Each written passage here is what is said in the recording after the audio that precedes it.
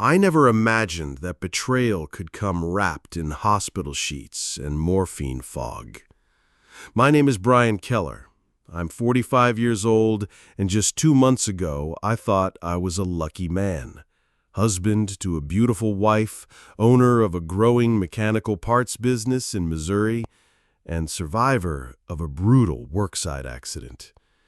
But as I lay in that hospital bed, ribs broken, pelvis shattered, learning how to breathe without pain again, I found out just how wrong I was. It started with a simple visit. My assistant, Molly, loyal, sharp, never one for drama, walked into my hospital room and quietly asked, "Brian, are you sure about this sale? Because escrow says the contract's closing on Friday." I blinked. "What sale?" Her face went pale. "The sale of Keller Industries?" It was like a switch flipped inside me. Painkillers dulled my bones, but sharpened my suspicion. My wife, Lauren, hadn't visited in days. She used to bring me coffee, rub lotion on my hands, tuck the blanket around my legs like she still cared. But lately, she barely answered my texts. I assumed she was stressed, worried, tired. I was wrong. That night, when the nurses changed my IV, I used my tablet to log into our company's email server. Lauren had been sending emails to brokers. She'd filed power of attorney forms under my name, and she was in the process of selling my company, not to a stranger, but to her new boyfriend, a man I'd never met, a man using an LLC in Colorado and a fake name to pose as a silent investor. Lauren didn't just abandon me when I was at my weakest. She tried to erase me entirely, sell my life's work while I was hooked up to machines, learning how to walk again. I felt my stomach twist, but not from the pain meds. This was something colder.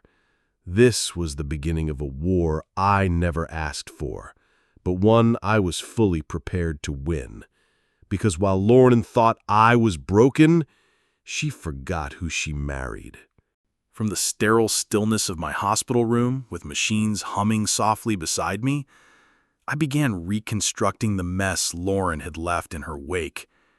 The overhead lights flickered dimly, and my legs were numb from surgery, but my mind was razor sharp. I wasn't just recovering from shattered bones.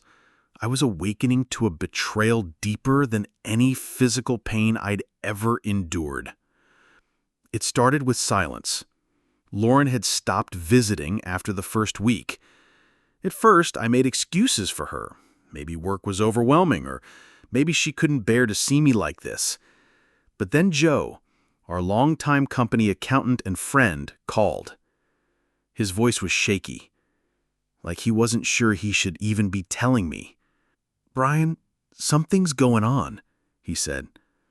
"Lauren hasn't shown up in weeks, but she's been emailing under your name. Clients think you're back at work." That alone made my skin crawl. I said, "Show me." Joe emailed a few message headers to my personal inbox, one sent from my work email, allegedly by me. The tone was professional, but cold, distinctly not mine. Attached to one was a purchase agreement, a contract to sell off two of our most critical machine presses, the heart of our small factory. The buyer? A holding company out of Boulder I'd never heard of. Alarm bells exploded in my head. With Joe's help and a secure connection through my friend Kyle in IT, I accessed our internal system remotely. There, I found dozens of files tucked into folders I hadn't created. Keller transition plan, new owner onboarding, asset liquidation pipeline. Lauren hadn't just dipped into her finances. She was systematically dismantling everything I'd built from the ground up. And the paper trail was meticulous. Emails showed her corresponding with lawyers, posing as my executive assistant. She'd filed power of attorney forms, Forged, I later confirmed, and had already moved $118,000 from our joint savings into a separate account under her maiden name. She transferred titles of 3 of our company trucks, all paid off, into the name of a Scott Rendell, which I later found out was her new boyfriend. I remembered that name. Scott had shown up once at a holiday party as a friend of her yoga instructor, said he ran a logistics startup. Didn't shake my hand. Now he was driving around in my trucks and helping himself to my legacy. But I didn't scream. I didn't send angry texts. I didn't confront Lauren. Not yet. I'd learned in the Army and in business the same lesson. Never strike when you're mad. Strike when you're ready. So I started documenting everything. I asked Joe to begin pulling transaction logs and export client invoices. I created backups of every suspicious file and stored them in encrypted cloud drives. I flagged emails for legal review. I reviewed the company's insurance coverage, froze account access on several lines of credit, and quietly changed system permissions, locking Lauren out without triggering any warnings. She wouldn't know until she tried to take something again. Late at night, while the nurses changed IV bags and checked my vitals, I was scanning through property records. Lauren had quietly listed our commercial warehouse for private sale with a brokerage service. A sales brochure, slick, glossy, and filled with buzzwords about future scalability and ideal mid-cap acquisition potential, bore my name and signature. But I hadn't signed a thing. The forgery was subtle, but the middle initial was off. I always signed as Brian E. Keller, and the docs showed Brian L. Keller. It was small, but to someone like me, it was a siren. My rage crystallized not into fury, but into strategy. I wasn't going to fight her on her terms.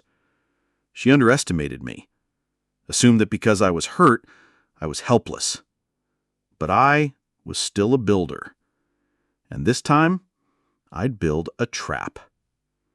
The next morning, I contacted Julian Marks, a former military buddy turned corporate attorney. I told him everything.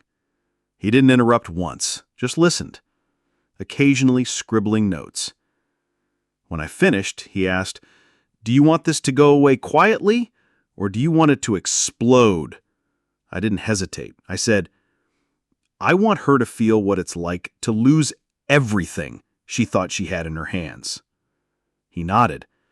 "Then we go legal, strategic, and ruthless." That week, Julian filed an emergency motion with the county court challenging the power of attorney and requesting an immediate injunction on the sale of any Keller Industries assets. He also contacted the escrow agent holding funds for the pending warehouse deal and sent the evidence of signature fraud. Within 48 hours, the sale was halted. But Lauren wasn't done. I got a message from her the day later. "Why are you interfering with the deal? I thought we agreed this company was draining us. I'm trying to get us both out clean." That's when I knew she didn't see me as a partner anymore, only as an obstacle. And she was trying to frame her theft as a joint decision. But she'd already made her choice. Now it was my turn. The morning after our emergency injunction stopped the warehouse sale, I rolled my wheelchair up to the second floor of Julian's law office.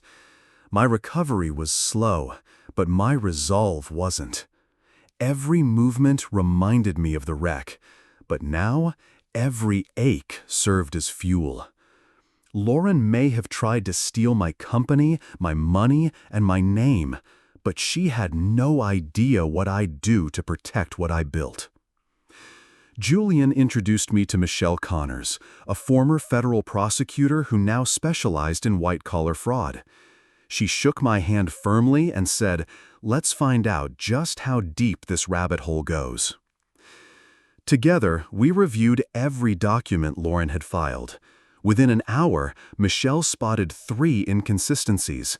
The notary stamp on the power of attorney didn't match any licensed registry. The timestamp on the property transfer form was altered, and the so-called investor she had listed, a Richard Delaney, was currently wanted in Arizona for securities fraud. How did she even get involved with this guy? I muttered. Michelle looked up from her laptop. I've seen it before. These guys prey on instability. A bored spouse, a long deployment, a big asset on the line. He probably promised her an easy out, but they always overplay their hand. While Michelle gathered evidence, I worked with Joe to restore control over the company's accounts. Every password was reset, access logs were reviewed. Lauren had forwarded dozens of sensitive emails to a private Gmail address under the alias Kelco Got Strategies. Joe traced IP logins to 2 locations, one from Spokane and another from Phoenix, where Delaney had previously been arrested. She's working with him remotely, Joe said. They're probably planning to flip the company assets, collect the cash, and vanish before the heat catches up. But the heat had already arrived. Michelle reached out to a contact in the Missouri Secretary of State's office. Using the evidence of forged signatures and tampered filings, we secured a legal freeze on Keller Industries' corporate structure. Any asset transfer, employee change, or title movement would now trigger an immediate alert. 12 hours before Lauren's scheduled wire transfer, a $480,000 bulk payment from the warehouse deal, the buyer received an official notice. The transaction had been flagged for criminal investigation and placed on indefinite hold. Lauren had no idea. While she thought she was days away from walking away with nearly $500,000, I was already in contact with the Missouri Business Crimes Unit. Agent Walker, a straight-talking woman with 30 years of fraud investigations under her belt, called me personally. We've been tracking Richard Delaney for years, but with your case, we might finally have a nail big enough to shut this thing down. By the end of the week, I was recording statements for both Agent Walker and the FBI's white-collar division. My file, a combination of bank transfers, fake contracts, internal emails, and forged deeds, was so comprehensive it fast-tracked their internal review. And then came the moment I'd been waiting for. A camera alert. At 2:42 p.m. on Thursday, Lauren and Richard Delaney entered my office. Lauren looked polished, wearing a beige pantsuit and carrying her oversized tote. Richard looked smug, scanning the room like he already owned it. They sat across from Joe, who played dumb as planned. "I just need your signature on the final release," Lauren said. "Then we can complete the transfer. The buyer's ready. It's a clean out. Brian doesn't want to be tied up in this anymore." Joe nodded. "And you're authorized to speak for him?" "Yes," Lauren replied. "Power of attorney." Joe tapped his pen on the desk. "Got it. Just one thing." He reached under the table and hit the panic button. Within 60 seconds, 2 plainclothes officers entered the room and asked Richard Delaney to stand. The expression on his face when they read him his rights was something I'll remember for the rest of my life. Lauren stammered, "Wait, what's going on? This is a mistake." The officer turned to her.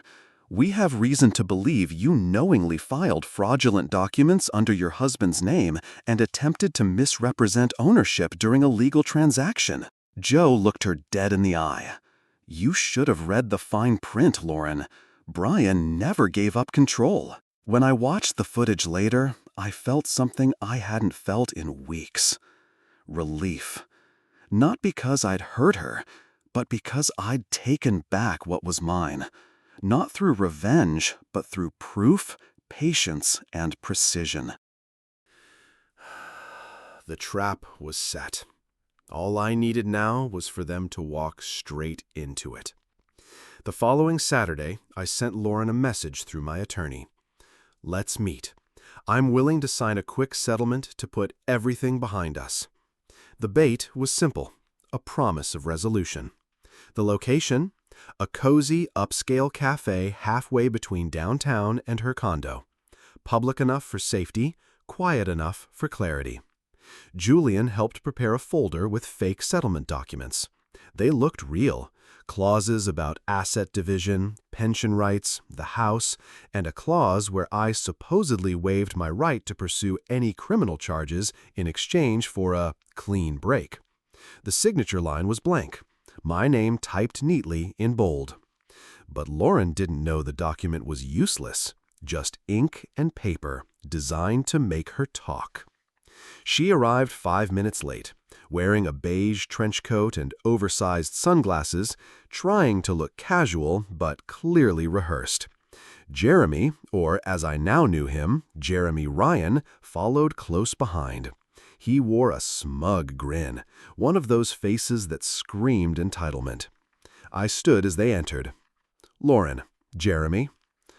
"Brian," she replied, her voice neutral. "Thanks for agreeing to this." I gestured for them to sit. I slid the folder across the table slowly, watching her eyes scan the first few pages. She didn't even read the fine print. She just skipped straight to the signature line. "We sign this," she said, "and everything goes away. No more lawyers, no more fighting."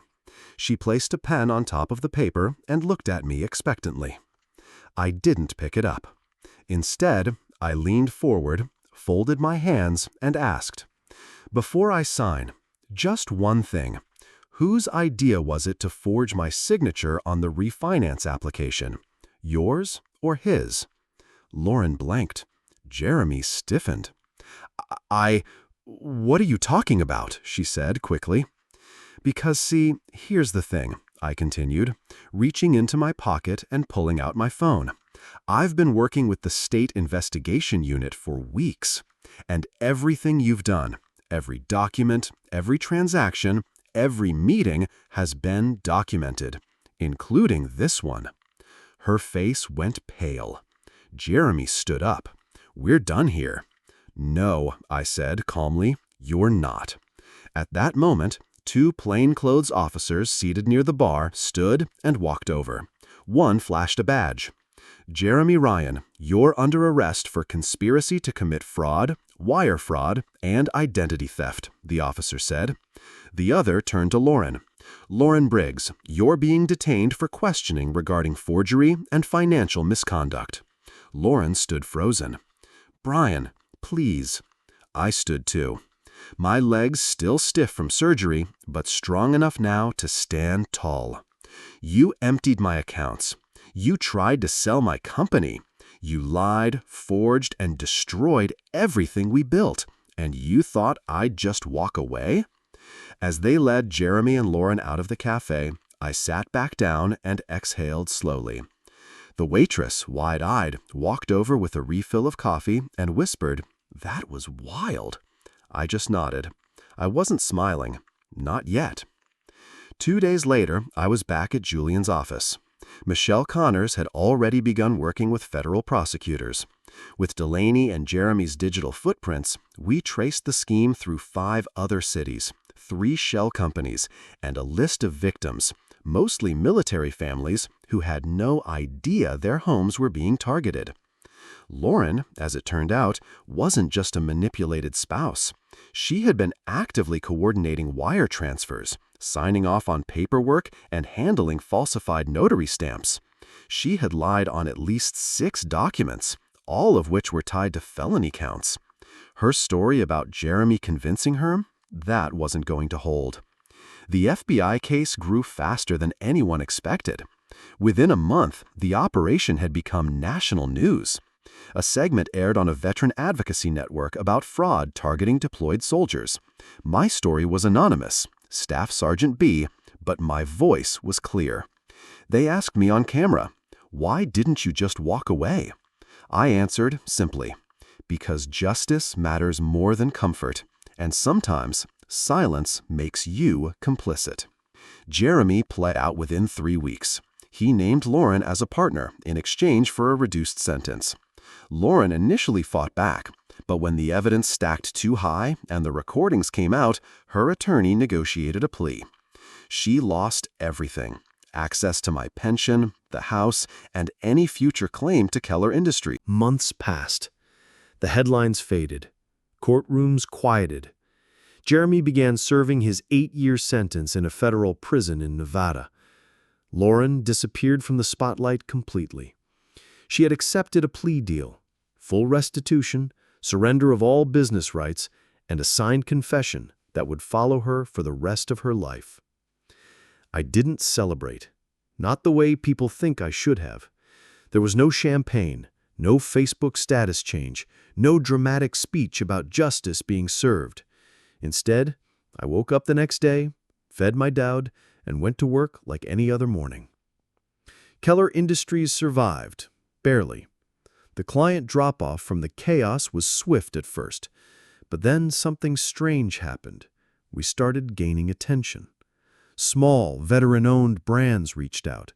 A tech startup in Texas asked if I could mentor their logistics team. Even a military family nonprofit offered to feature my story in a campaign about financial abuse and resilience. And then came the email. It was from a man named Mark Connolly, owner of a modest construction firm outside Denver. The subject line read, "Your story saved me." I almost deleted it. Spam filters don't always catch everything. But something about that line made me pause. His message was short. Saw the coverage about Jeremy and Lauren Briggs. Same guy was trying to pull the same con on me. New name, new girlfriend, same setup. But because I read your story, I pulled my records, found the same fake listing details, reported it. It didn't go through. You helped me stop mine before it started. Thank you. I read it twice, then again. I leaned back in my chair, staring at the screen, and realized something I hadn't before. This wasn't just about reclaiming my life or defending my company. I had unknowingly drawn a line in the sand for others, too. My quiet war had warned someone else just in time, maybe more than one. Lauren had once told me, "You're too rigid, too noble. That's why people walk over you." But being principled didn't make me weak. It made me resilient. That realization was more valuable than any dollar I'd gotten back. The weeks that followed were quieter. Keller Industries found new footing. I rehired 2 old team members who stuck by me through the chaos. We redesigned our supply chain process and secured a government contract through a veteran support initiative. For the first time in years, I wasn't just surviving, I was building something again. One morning, as I sorted through office mail, I found a handwritten envelope. No return address. Inside was a single sheet of paper, torn from a notepad, and a note in loopy handwriting. "You don't know me, but you reminded me that silence doesn't keep us safe. It keeps us small. Thank you. A military wife in North Carolina." I stared at the page for a long time. Then I tacked it beside the first letter from Fort Worth. It became a wall of reminders that even when life falls apart, even when you feel invisible, your courage can still echo in someone else's story. Some nights I'd sit at my desk long after everyone had gone home. The city would quiet outside the windows, and I'd remember the desert, the way silence out there didn't feel like peace, but like emptiness. This silence felt different. It was earned. My final meeting with the FBI was uneventful. They updated me on the broader case. Jeremy's plea helped unravel 2 more fraudulent networks. Spencer, the real estate agent, got 12 years.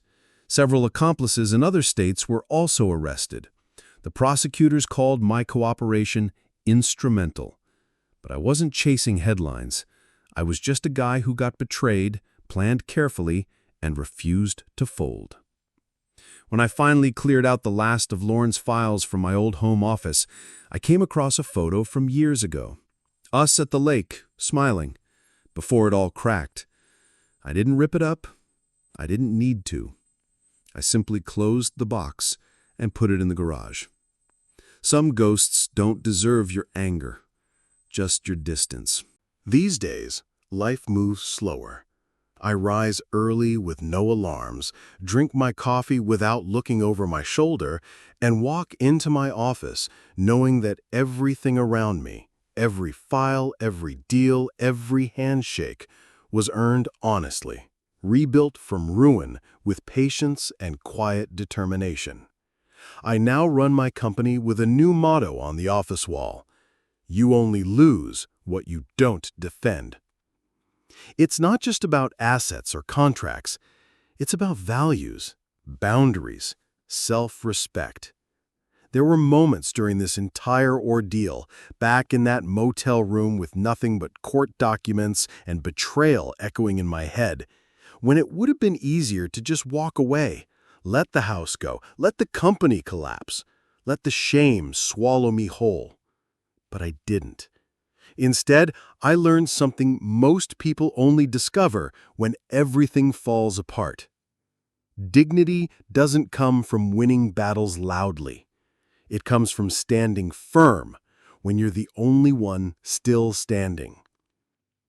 I don't know where Lauren is now. Truthfully, I stopped caring the day I signed the final paperwork. That chapter is over. Let her rewrite the story however she wants.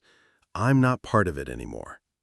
What matters is this: my name is mine again, my future is mine again, and that quiet voice in me, the one I silenced for years, now leads every decision I make. To anyone out there who's been lied to, betrayed, or made to feel small, your worth is not determined by what others take from you, but what you choose to rebuild. Even in the rubble, you can create something new, something better, something that no one can steal again. If this story moved you or reminded you of your own strength, leave a comment below. Subscribe for more true stories of injustice, resilience, and redemption. And share this with someone who might need a reminder that quiet power is still power.